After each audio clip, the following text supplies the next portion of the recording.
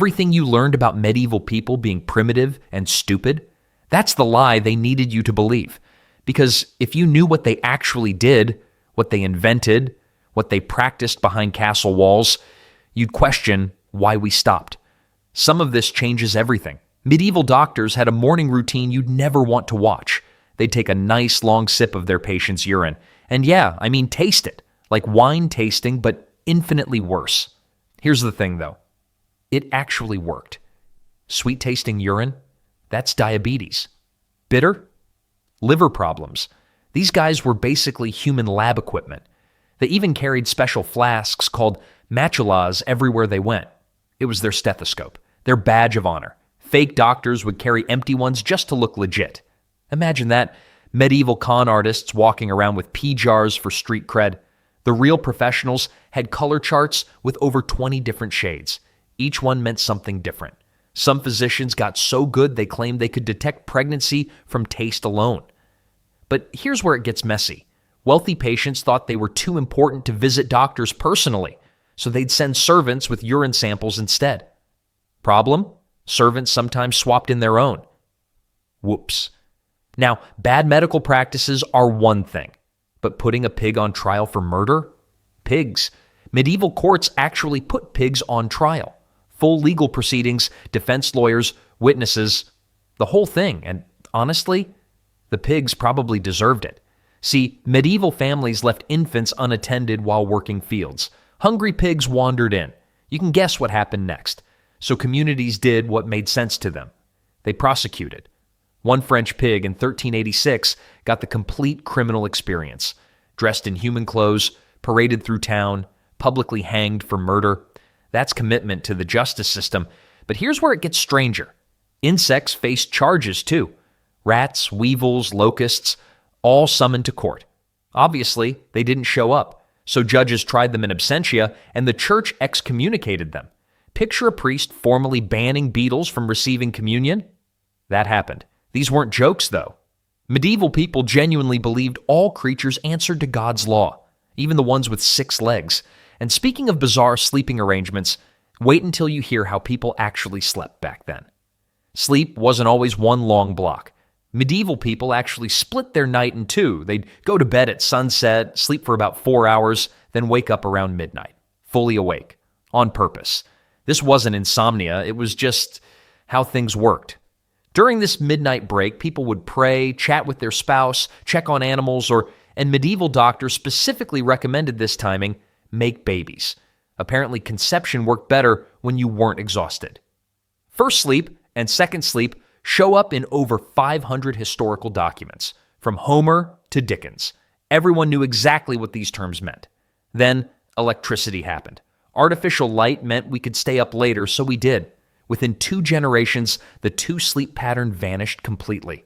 Here's where it gets wild. In the 1990s, sleep researchers accidentally recreated medieval conditions by removing all electric light from test subjects.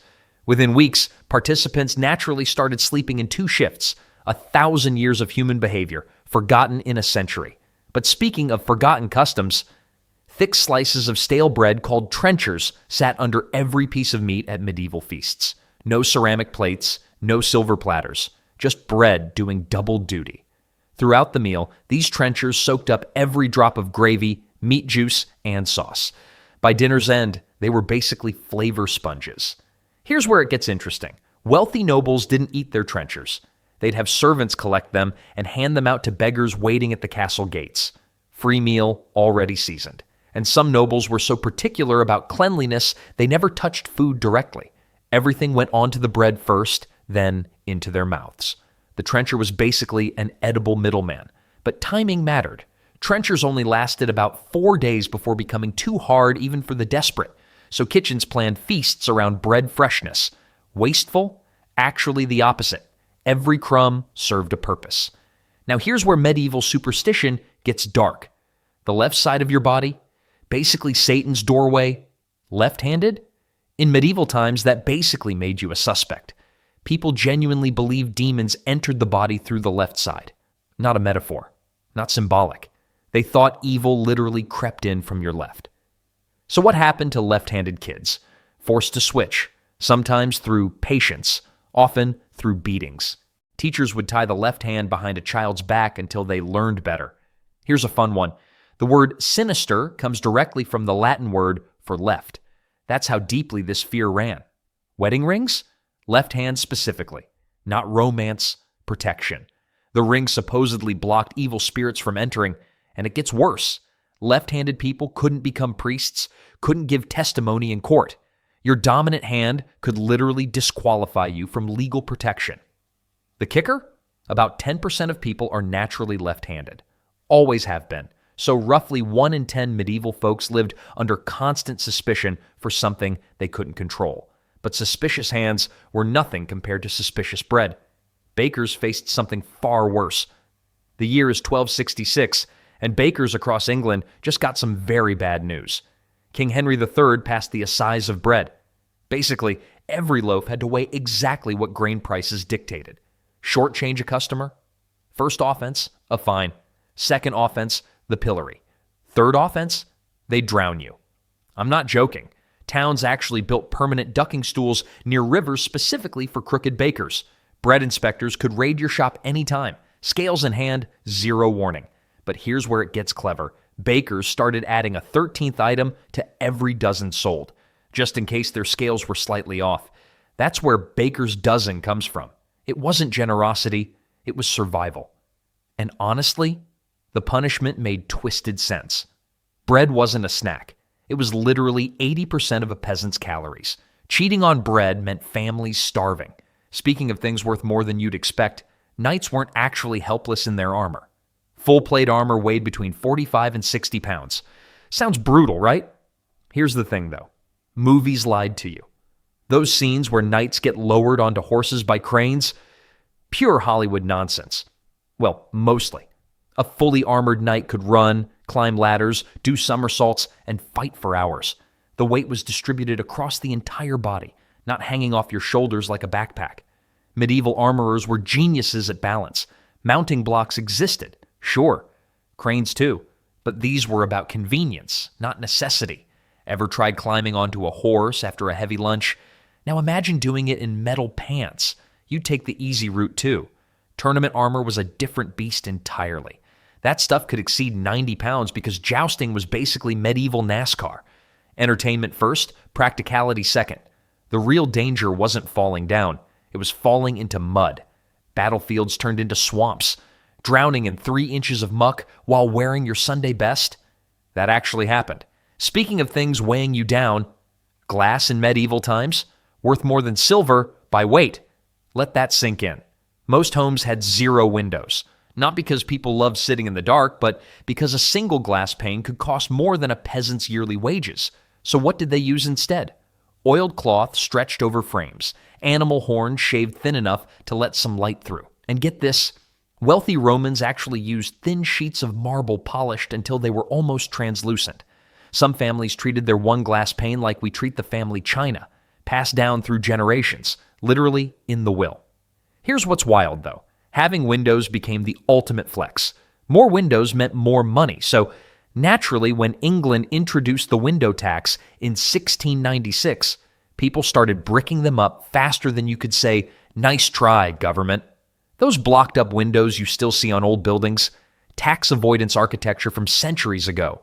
But windows weren't the only expensive thing people avoided.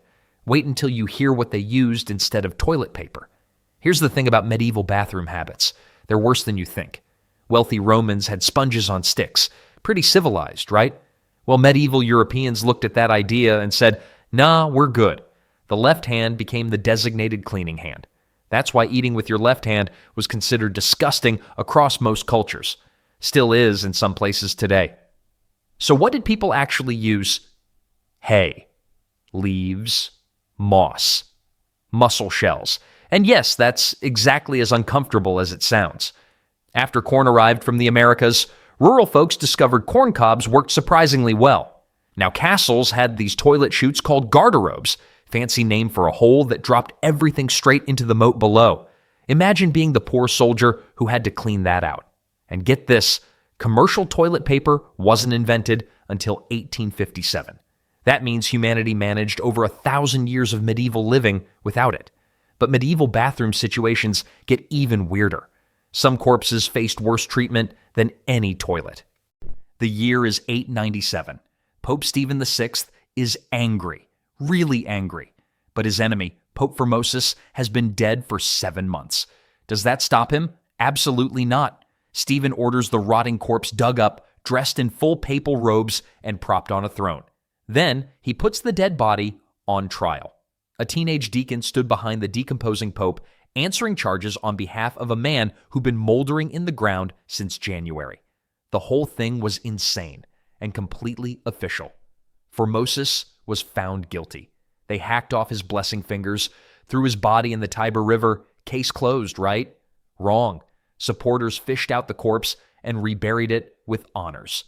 Romans were so disgusted by this cadaver synod that they rioted and threw Stephen VI into prison. The lesson here? Death offered zero protection from your political enemies. But speaking of weird medieval eating habits, let me tell you how nobility took their breakfast. Here's something that might ruin your breakfast routine. Medieval nobles didn't sit up to eat. They sprawled out on couches like Romans at a toga party, and they thought this was the scientific way to dine. Reclining supposedly helped food settle properly into your stomach, gravity doing the digestive work, I guess. Meanwhile, servants and peasants, they sat upright on hard wooden benches like normal humans, because apparently lying down while eating was too fancy for regular folks. Monasteries actually banned the practice. Monks decided reclining was sinfully luxurious, which tells you something when religious guys think your eating position is too indulgent. But here's what's funny. By the 12th century, everyone abandoned reclining completely. Why? Chairs became the new status symbol. Nothing says, I'm wealthy, like having your own personal seat with a back on it. The whole concept of correct dining posture varied wildly depending on where you lived. No universal table manners existed yet. Speaking of things that varied wildly, medieval fashion got absolutely ridiculous. 24 inches. That's how long some medieval shoe tips extended beyond actual toes. 2 feet of floppy leather flapping around while you walked. They called them poulaines or krakows. And honestly, they make modern fashion trends look sensible. The longest ones required literal chains connecting the toe to the knee just to keep them from dragging. Nobles stuffed these ridiculous points with moss, hair, or wool to maintain that coveted droopy shape. And the church absolutely hated them. Clergy denounced these shoes as devil's fingers and symbols of sinful vanity. Some priests straight up banned wearers from entering church buildings. By 1463, England passed actual laws limiting point length. Commoners, 2 inches maximum. Nobility got more leeway because, of course they did. Here's something wild, though. Modern archaeologists examining medieval skeletons found unusually high rates of bunions. The culprit? Probably those ridiculous shoes cramming toes into unnatural positions for years. Fashion has always demanded suffering. But speaking of medical issues, Black Death hits Europe, kills maybe half the population, and doctors think they've figured out why. Bathwater. See, after the plague swept through, physicians became convinced that hot water opened your pores. And open pores, that's basically rolling out a welcome mat for disease. Made perfect sense to them. So public bathhouses, which had actually been pretty popular, got shut down across major cities. The wealthy switched to dry washing. That's just rubbing yourself with cloth and calling it good. The result? Lice became so common that picking them off each other was a normal social activity, like grooming monkeys, but with fancy hats. And instead of actually getting clean, people just drowned themselves in perfume. The fragrance industry had never been happier. Want to know how extreme this got? Queen Isabella of Castile reportedly bathed only twice in her entire life. Once at birth, once before her wedding. Speaking of extreme measures against the body, some punishments went way further than just avoiding soap. So you're a heretic. The church isn't just going to burn you at the stake. That's too simple, too clean. Instead, executioners would literally sew condemned people inside animal skins, bear hides, deer pelts, whatever was available. Then they'd release the hunting dogs. Why this specific nightmare? Because reducing a human to beast status sent a message. You rejected God's order, so you die as an animal. Records from across medieval Europe document this happening with bears, wild boars, and trained hunting hounds. Some victims were paraded through towns first, giving everyone a good look before the dogs got their turn. Here's the cold logic behind it. No body means no martyr's grave, no bones for pilgrims to venerate. The church learned that executed heretics sometimes became more powerful dead than alive. This solved that problem. And yes, children watched. Parents brought their kids specifically as moral education. Question the church, end up as dog food sends a pretty clear message. But controlling death wasn't enough. The church also wanted to control, bedroom activities. Okay, so here's where the church really got nosy. Married couples in medieval Europe couldn't just do what married couples do, not whenever they wanted. The church had rules, lots of rules. We're talking over 180 days per year when sex was completely off limits. Lent, banned. Advent, banned. Every single Friday, you guessed it, banned. And the weird part is, they believed breaking these rules would curse your children. Have relations during a forbidden period, and supposedly your kid would come out leprous or deformed. No pressure, right? Even your wedding night wasn't safe. Newlyweds were supposed to stay hands off for 3 whole nights after getting married. 3 nights. Talk about an awkward honeymoon. Priests actually kept special calendars tracking which days were approved, like some holy intimacy scheduler. But here's what confession records reveal. Common folk mostly ignored every single rule, shocking absolutely no one. Now, controlling bedrooms was invasive enough. But barbers controlling surgery, the red and white barber pole outside shops today, that's not some random design choice. The red represents blood. The white represents bandages. And that tells you everything about what barbers actually did.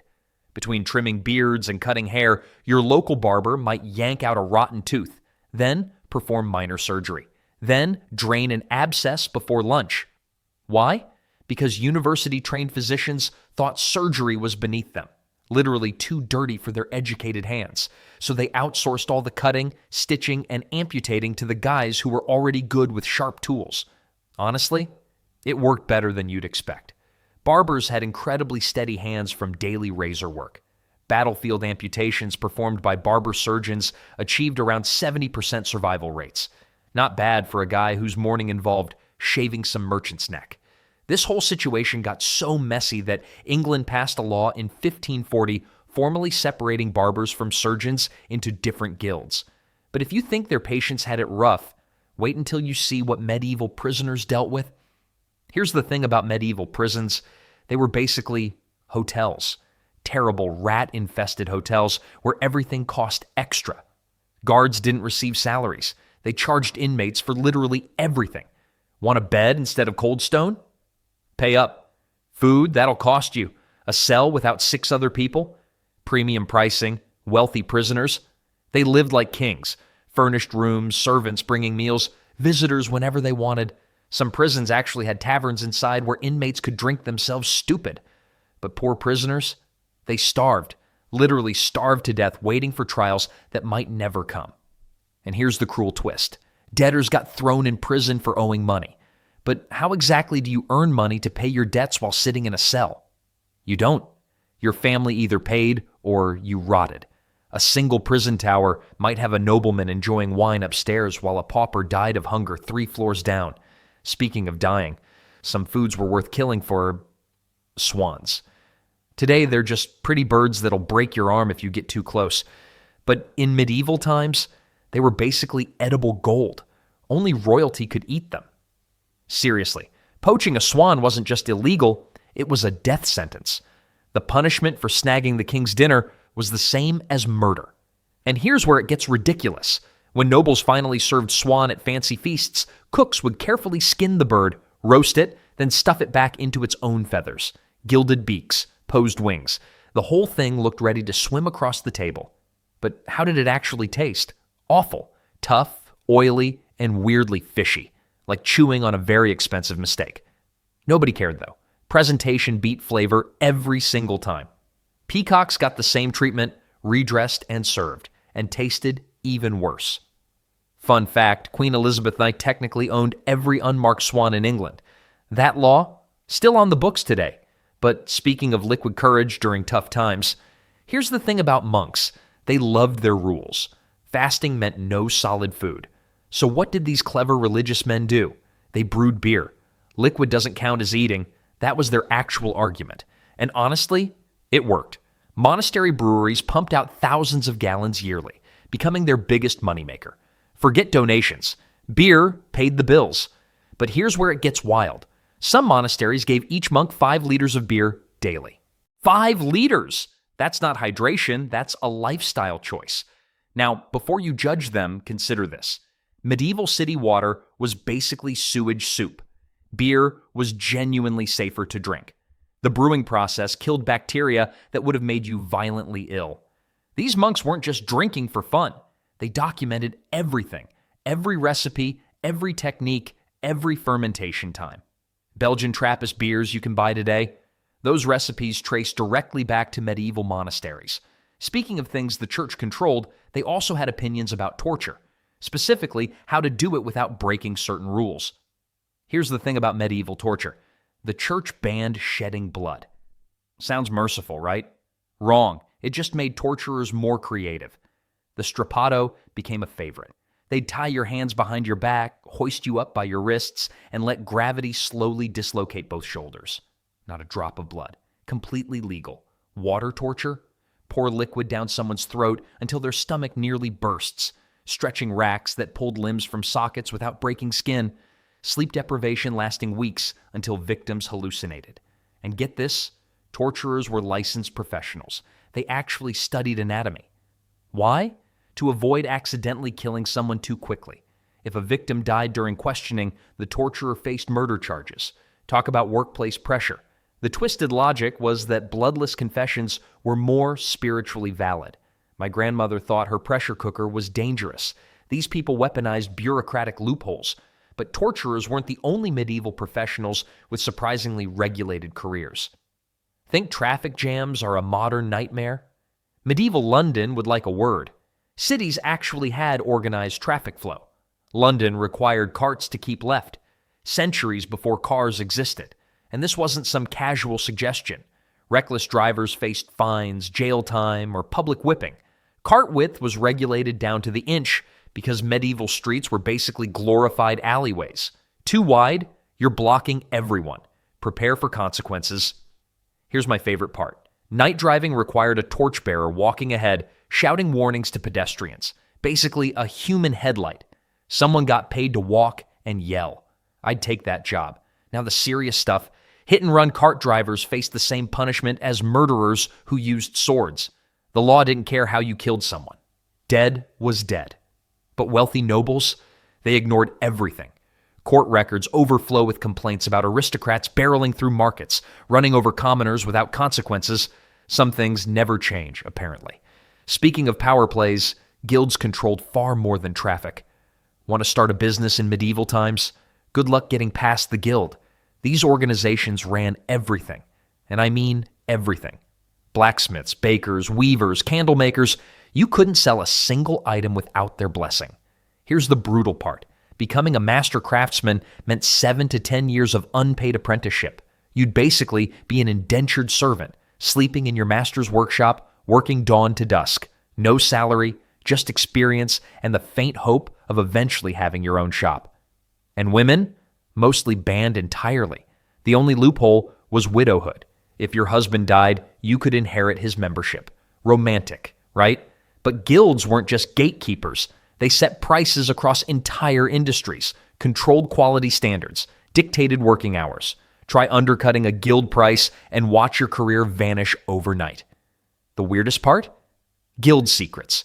Some techniques were so fiercely protected that masters literally took them to their graves rather than share with competitors. Speaking of things people had no control over, peasants actually had more legal rights than you'd think. Here's something that might surprise you. Peasants weren't completely powerless. They could actually drag their lords into court and win. Manorial courts heard real complaints from serfs, excessive labor demands, unfair fines, broken promises about land, and these weren't kangaroo courts either. Records from England show peasants walking away victorious against the very people who owned them. How? Church officials acted as enforcers. Lords couldn't just ignore verdicts and move on. Some peasants got so good at legal arguments, they became village champions. Same faces appearing in court records over and over, fighting for their neighbors. And here's the kicker. The Magna Carta in 1215 didn't just protect nobles, it specifically said even the lowest serf couldn't be punished arbitrarily. There had to be a process. Now don't get romantic about it. Life still sucked for most peasants, but total helplessness, that's a myth we invented later. Speaking of the church controlling things, they even controlled how you prepared for death. You'd think death would be the end of your problems. Nope, not in medieval times. The church had this whole system figured out. Purgatory was basically the universe's waiting room, a place where souls burned off their sins before getting into heaven. And here's where it gets wild. You could pay to skip the line. Indulgences were basically receipts for reduced suffering. Professional pardoners wandered from town to town selling these documents like used car salesmen. Buy now, save later. They were slick about it too. Pope Leo X took this to another level. He funded the entire construction of St. Peter's Basilica through indulgence sales. That gorgeous church, built on spiritual anxiety, but wait, it gets better. Some indulgences covered sins you hadn't even committed yet. That's right, pre-ordering forgiveness. Rich families bought thousands of years off purgatory for dead relatives, just in case. This whole scheme got so outrageous that one German monk named Martin Luther had some thoughts, 95 of them actually. Speaking of church oversight reaching into unexpected places, delivering babies, that was women's work. But here's the twist. You couldn't just help your neighbor give birth without a bishop's approval. The church controlled midwife licensing for one surprisingly practical reason: emergency baptisms. If a baby looked like it wouldn't survive, the midwife needed authority to perform the sacrament right there in the birthing room. No license, that baby's soul was apparently your fault. And the accusations got dark. Unlicensed midwives faced witchcraft charges, baby stealing rumors, deals with the devil. The oath-licensed midwives swore was wild. They promised not to use magic, never switch babies, and never hide secret births from noble families trying to cover up scandals. But here's what nobody mentions. These licensed midwives held serious power. They testified in court about paternity disputes, rape cases, inheritance claims. Some earned more than most tradesmen. Male doctors banned from the birthing room until the 1500s. Now, speaking of unexpected power, children as young as 7 could legally get married and sue for divorce. Here's something that might surprise you. Leper colonies? Not actually the death sentences everyone assumes. These places provided free food, shelter, and actual medical care.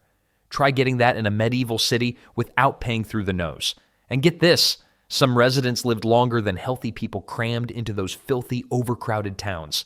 Less plague exposure, regular meals, fresh air. Not a bad deal, honestly. Now, the entrance ceremony was genuinely creepy. The church held a funeral for you while you were still breathing. They'd declare you dead to the world and send you off to the colony. Wealthy lepers, they lived like minor nobility. Private rooms, servants, good food. But here's what most people don't realize. Leprosy spreads incredibly slowly. It's way less contagious than medieval folks believed. Most of that fear was completely overblown. Then the Black Death swept through and killed the majority of colony residents. Those empty leprosariums, they became plague hospitals. Speaking of children and medieval society, 7 years old, that was the legal age for betrothal in medieval Europe. Canon law was crystal clear. Girls could consent to marriage at 12, boys at 14. But the engagement? That could happen at 7, basically second grade. Now, before you completely lose faith in humanity, let me explain how this actually worked. These weren't love matches, they were business deals. Noble families treated children like chess pieces, arranging marriages to secure land, end wars, or merge fortunes. Romance had absolutely nothing to do with it. Here's where it gets complicated, though. Consummation was supposed to wait until puberty. Supposed to. Whether that rule was actually followed, well, records suggest it depended entirely on the families involved. The weird silver lining? Child brides could legally annul their marriages upon reaching adulthood. Some 8-year-olds actually sued for divorce. Church courts have records of children arguing their own cases. And speaking of things that should have waited until adulthood, ever wonder where the word curfew comes from? It's literally French for cover fire. Couvre-feu. And yeah, it meant exactly that. When the bell rang at night, everyone in town had to bank their hearth flames, smother them down, no exceptions. Why? Because medieval cities were basically giant tinderboxes, wooden buildings crammed together, thatched roofs everywhere. One unattended spark and your whole neighborhood's gone. Night watchmen actually patrolled streets checking chimneys. See smoke? That's a fine. See actual flames? Bigger fine.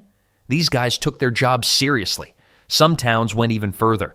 Mandatory water buckets by every door. And if you were wealthy enough, you hired a servant whose entire job was watching your fire while you slept. That's it. Just staring at embers all night. Sounds paranoid, right? Well, London's Great Fire of 1666 proved everyone right. Started in a bakery, burned for 4 days, destroyed 13,000 houses. Speaking of things that sound painful, medieval dentistry was somehow even worse than you'd expect. Here's the thing about medieval headaches. We take an aspirin. They drilled a hole in your skull. Trepanation was considered legitimate medicine. Doctors genuinely believed evil spirits caused head pain, and drilling gave those spirits an escape route. Sounds insane, right? But here's what's actually crazy. Many patients survived. We've found skulls with fully healed bone growth around the holes. These people walked around with ventilated heads for years. Tooth problems? Forget painkillers. Blacksmiths yanked teeth out between horseshoe jobs. Traveling tooth pullers set up at markets like carnival acts, and the treatments got weirder. Medieval dentists thought tiny worms caused cavities. Their solution? Hold a lit candle near your open mouth to smoke them out. I wish I was making this up. Want to know who actually had decent teeth? Peasants. They couldn't afford sugar. Meanwhile, wealthy nobles with their fancy sweets rotted away. Speaking of the wealthy, they had access to medicine that makes skull drilling look normal. And finally, the darkest medicine of all. Mummy powder wasn't just real. It was expensive. Pharmacies across Europe sold ground-up Egyptian corpses as cure-all medicine for centuries. Here's where it gets worse. When mummy supplies ran low, merchants started making fakes from recently dead Europeans. Nobody could tell the difference. Fresh corpse, old corpse. Apparently dead is dead when you're grinding it into powder. But mummies were just the beginning. Skull fragments? Ground up and sold to treat head injuries. The logic was insane. Your head hurts? Here, eat someone else's head. Human fat was rendered into ointments. Executioners sold it as a side business. Talk about a side hustle. And blood from executed criminals? People literally drank it fresh at the scaffold. Epileptics believed it would cure their seizures. This wasn't fringe medicine. It was mainstream until the 1800s. So next time someone says modern medicine is weird, remind them we used to eat each other.